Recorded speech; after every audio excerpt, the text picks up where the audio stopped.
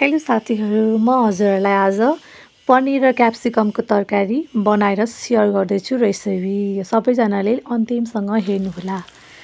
साथीहरू, अरूलाई त आफूले बनाएको तरकारी मनै पर्दैन भन्छन्। मलाई त आफूले बनाएको तरकारी कस्तो मिठो लाग्छ कि भात नखाउँ भने पनि कस्तो खाउँ खाउँ लाग्छ कि। सो तपाईँहरूलाई त्यस्तो हुन्छ कि हुँदैन कमेन्ट गर्नु ल।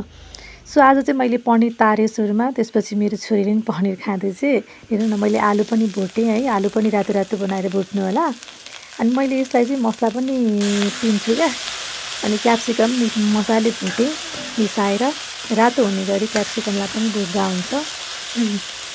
क्याप्सिकम र पनिर मिठो हुन्छ है साथीहरू, बनाएर ट्राई गर्नुहोस् ल। त्यसपछि मैले अदुवा लसुनलाई चाहिँ मजाले सिलौटोमा पिन्छु भनेर अदुवा लसुन अनि प्लस खुर्सानी पनि मिसाएर मजाले पिसेँ होइन।